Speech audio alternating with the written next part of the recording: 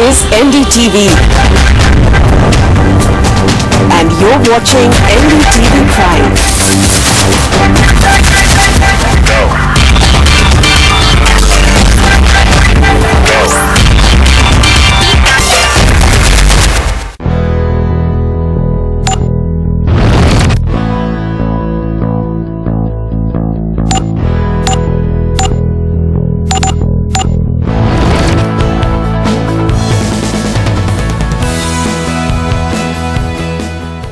Hello and welcome. Innovation isn't always about searching for a new idea or even thinking, to use a cliche, out of the box. It's often, in fact, more often than not, about doing something differently. To quote someone, it's about the leap from idea to execution. And that's what we're looking at today. Innovators are young innovators and ideas and execution that could perhaps change the India story. Let me introduce my panel with a few more people than we usually have, but the more the merrier, they say, and not for nothing. So let's get started right away. Vidhi Jain, she's doing research in computer science engineering and is involved with student technical associations. Basically, to cut a long story short, innovation is something that you worked with closely and sort of are buzzing with ideas on how you can come up with the next big thing. Also with us, Kushagra Srivastav, he's the CEO and co-founder of Chakra Innovation. They've managed to prove that you can create ink out of pollution. I did think that that was absolutely fascinating. Sabeshkar, Hyperloop, frugal engineering, transport infrastructure, crowdsourced engineering, and the list goes on. You are, of course, also from PITS Pilani. Joining us from Bengaluru is Nitesh Kumar Jangir, co-founder at a company that is making neonatal breathing support devices. The company's based out of Bengaluru. Hitat Patel, who is the person behind a braille-enabled wristwatch and cell phone for those who have visual challenges. And also from Mumbai, Rishikesh Mungi, Executive Director at Abhiruchi Probiotics. They are making a probiotic formulation for better management of cholesterol levels. All of you, thanks so much for taking out time to be with us today and welcome to the program. Let me start by asking you, Kushagra, how do you define innovation? In your words, what is innovative about what you've done, and what is the next level that you would like to take what you're doing to? So for me and my team, innovation is going out there and doing something, one, that is useful, second, which earlier seemed impossible. So if these two things are combined together, that you make something impossible into possible, and that is useful for the society at large. We term that as innovation. Nitesh, you know, as someone who is helping all those little babies and their families perhaps get a better shot at life with this neonatal breathing support device that you're working with, how did you zero in on what you wanted to do, and how much sort of blood, sweat and tears did it take to get you to where you are today?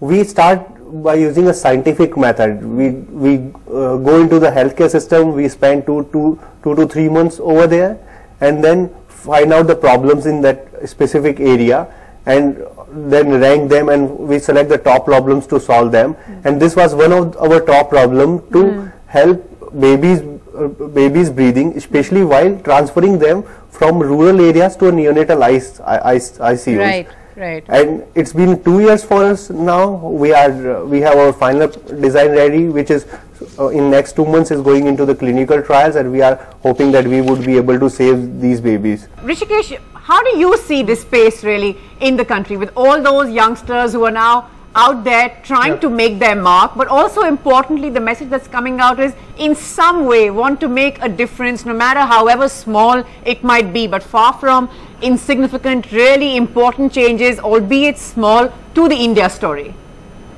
Yeah, true. What we see from here is like what was taught at National Chemical Laboratory. Like there is a saying written on our laboratory this entrance, which says that research of this lab should be used for beneficial of the people.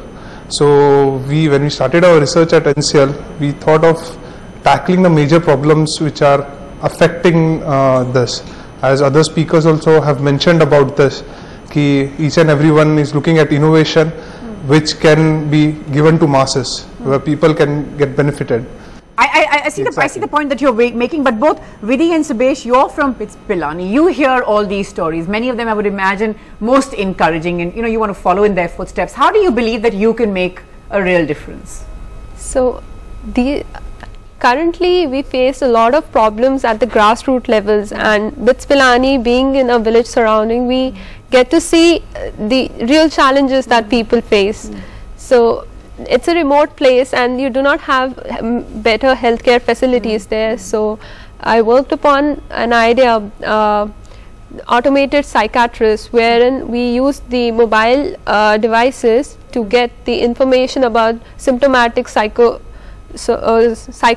disorders. I see. So using that symptomatic analysis, we can further help them in the preliminary diagnosis of the psychological disorders that they have. Right. Because I think that is another area that large parts of the country tend to not, take very seriously. There are of course question marks on whether India recognizes problems with mental health anyway, and you're seeing of course the point that you're making in rural India. What about you, Sabesh? Yeah, so I for the last 1 year I've been involved in this project called the Hyperloop, which is essentially an idea which was floated by tech magnate Elon Musk in 2013. And the Hyperloop is essentially, it short circuits the relation between energy and velocity. It basically says that applying low energy you can travel at very high speeds. And I've been sort of working on this thing for the last year. So we were one of the few fully funded teams from India which made it to the SpaceX Hyperloop pod design weekend in Texas this January. And the Hyperloop sort of aims to be the fifth mode of transport. So cars, trains, cycles, cars, trains, ships, both, and it promises to be the fifth mode of transport. And one of the things that we've tried to do is that India has a sort of huge logistics infrastructure deficit, in the sense that our infrastructure is sort of a legacy of the colonial rule. It was meant for transporting transporting agricultural raw material and troops. And what we have sort of tried to do is sort of adapt, look at these problems and look at how something like the Hyperloop, what the Hyperloop essentially is evacuated tube transport, which is basically you remove the air out of the picture. You have a tube, you remove the air out of the picture. And you have pods which are very different from trains, so they are not linked to each other. And you have these pods travel at huge speeds. And why they can travel at huge speeds is because they don't have to extend a lot of energy into removing air from the front of the vehicle. I see. So, and they also use magnetic levitation, which removes friction. So basically we are disinventing the wheel. And what the Hyperloop stands for right now is sort of a global revolution, which sort of asks for a dramatic change in the transport infrastructure all around the world.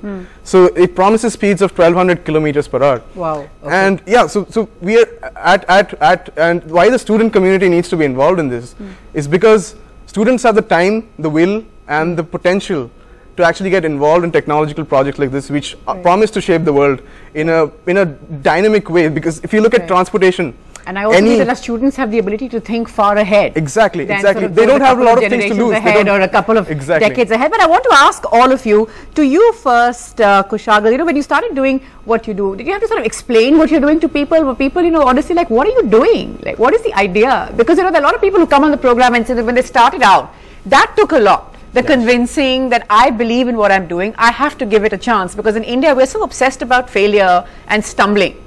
Was that your experience as well? Absolutely. So the kick for the whole team, so it was 3 of us who started it. It came when Delhi was tagged as the most polluted city in the world. And there's a research which was published which says that half of the 44 lakh kids in Delhi are growing up with irreversible lung damage. And I was born and brought up in Delhi, and that was extremely shocking for me. So that is when we started iterating that how can we solve this problem of air pollution. And initially, of course, we faced a lot of resistance in terms of if this is possible, why was this not done earlier? Yes, typical questions that someone would have done it. Yes, absolutely. There are no new ideas left to come up with. In fact, some of the elders even went to the extent of telling us, since this has not been done before, it means it cannot be done. Yes, absolutely. So it's not possible. Yes, so don't waste your time. Possibly pick up some research studies and something and try iterating on that. Right. Hitarth, was that your experience as well? Because that tends to happen a lot. There are enough naysayers along the way, and the point Kushagra is making is that they often say that if it hasn't been done so far, then that perhaps is enough proof that it cannot be done. So how do you sort of go about convincing all of them around you, and is it important to get everyone on board? Yeah, it was not so convincing for me. Actually, we got motivated from a newspaper article from Bangalore which stated that a blind person loses his cell phone and he goes to nearby police station to launch FIR. but the policeman on duty denies to do so, and he shouts on the blind person that if you are blind, then why are you using cell phone? Such technologies are not meant for you. So this made us to think, like, in this age of technology where people are talking about 3Gs and 4G right now, what blind people, they have been neglected and there's no part of technology for them.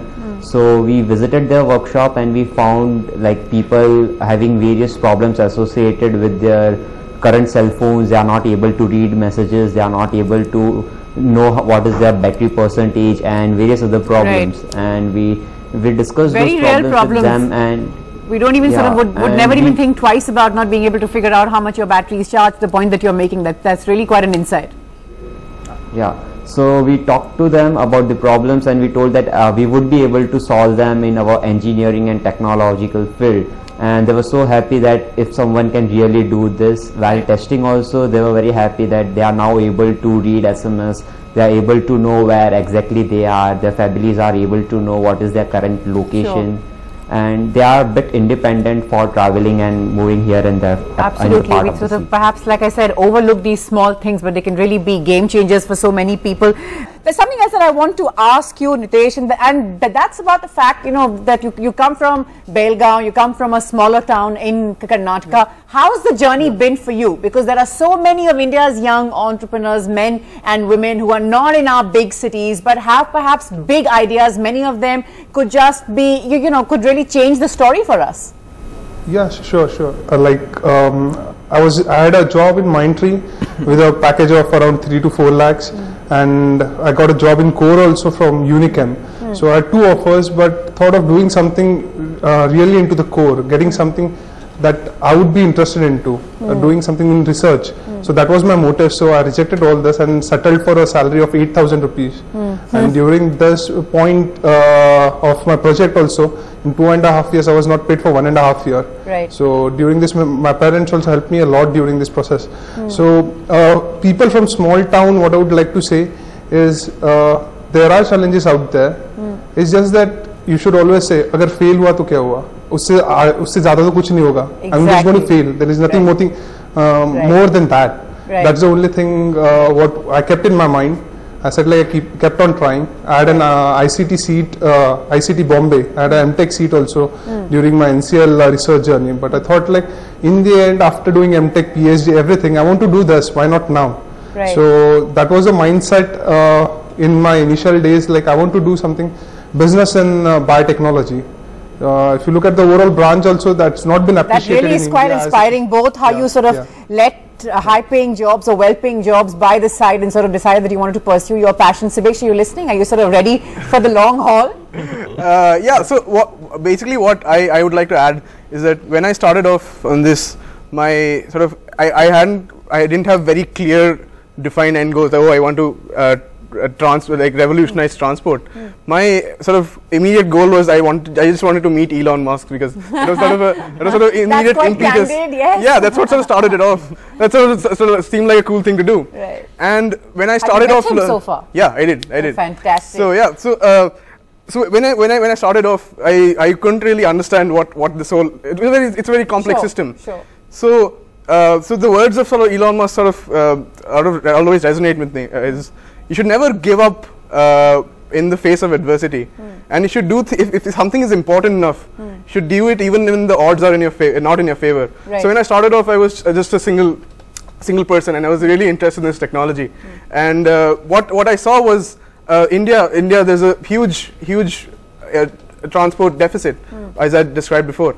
And this was my way as a part of the student community to get involved in something like this. Sure. So, and of course make a difference, meet Elon Musk along the way. I mean, what harm can come of that? Nitesh, I'm going to get you in at this stage. You know, at the point that Sibesh is making, at the student stage, perhaps you have very less to lose. Is that perhaps why so many people start so young? There are all those innovators, there are all those companies that are now starting increasingly on campus. Would you agree that that's happening? Because the point that he's making is there's so little to lose. You've got everything in front of you. Your life's ahead of you. So what if you stumble? Yeah, that's true. Even same case with me also. So even when I started, my family was there. They told that why are you leaving your high-paying job to start these companies to save these babies. But I told, just give me 4 to 5 years. I don't want to get married just now, and I will do. That's a great story. And somehow I had confidence in me that I will do it. Story. We have all been there, done that. So yes, go for it, and more power to you and others like you. Sorry to interrupt, but carry on. Yeah, that I clearly told them, because I come from Marwari families. From all of my cousins, they are married at 21 and have few of them have 3 kids, and my family always, whenever I go home, they tell me, "Dude, when are you getting married?" So I stopped going home. I said, "You guys come here, I will not come there."